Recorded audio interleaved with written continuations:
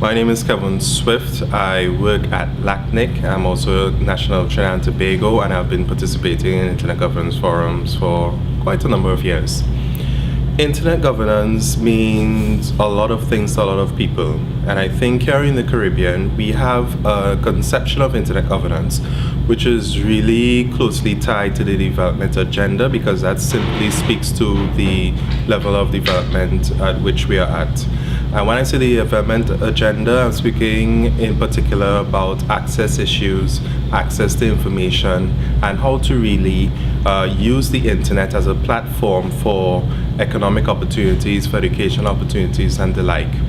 And this is particularly important because the Caribbean, most of which is comprised of small island developing states, we have a limited number of resources. Most of our economies are slanted to a few industries, and therefore we are very susceptible to shocks within the international system, the international economic system.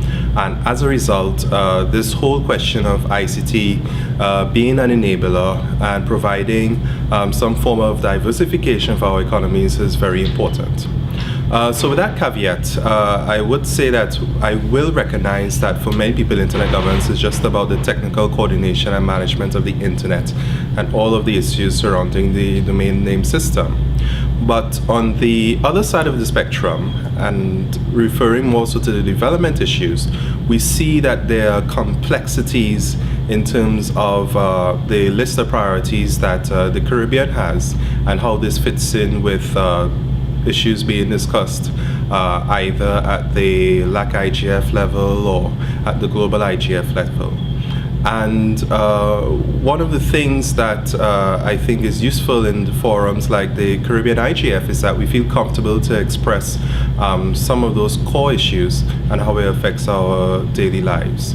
In reference to some of those core issues, we are looking to create an internet and an internet experience that is enjoyable to us and comparable with other parts of the world.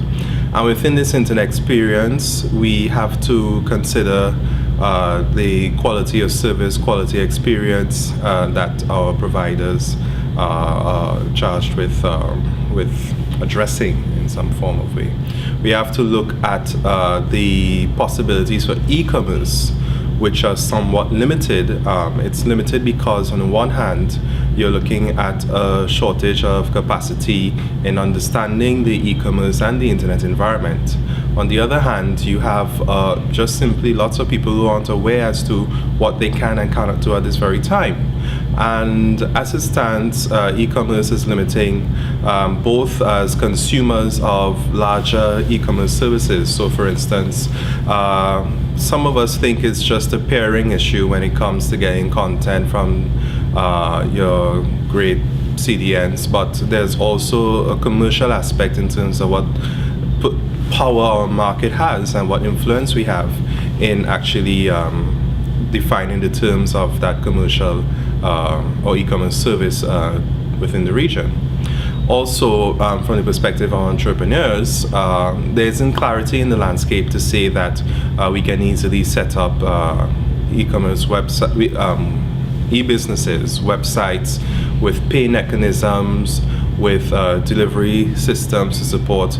There isn't that level of support as yet. I'm not saying that something cannot be done, but what you do find is that Caribbean people end up setting up, for instance, an e-presence that is hosted in one jurisdiction, a payment mechanism hosted in another jurisdiction, digital content that's hosted in a third jurisdiction, and at the end of the day becomes very difficult and unwieldy to actually conduct business in this manner from someone who's seated resident within the Caribbean.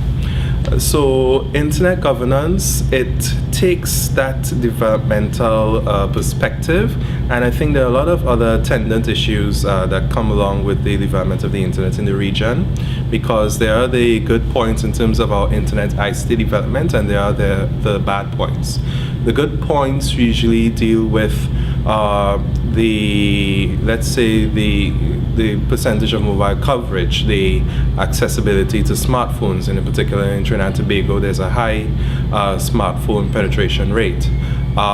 The the accessibility to technology on a whole, it's affordable for some parts in the Caribbean. The bad points would be all of the systems that come above the logical layer of the internet, the information society systems, where we are faced increasingly with cybercrime issues. And we see that parts of the Caribbean are actually havens for where the proceeds of cybercrime goes. And that is a big issue for us. I mean, it's one of the issues that you may say, okay, it's not the technical coordination of the internet, but it's related to our internet experience and what we pay our attention to. We have as well a lot of social breakdown coming from issues related to the internet. Huge problems in schools related to pornography, revenge porn is also another issue. You have a lot of these societal issues that our structures in themselves, because they were limited to begin with, limited in terms of resources, they're not necessarily equipped to address these new issues that are affecting us.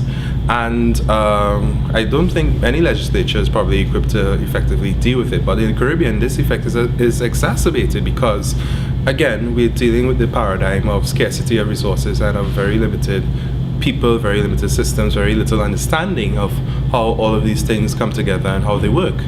So one of the things that I think is very important for us is that we continue to speak about the issues, but not just us who usually attend the Caribbean IGF and global IG spaces.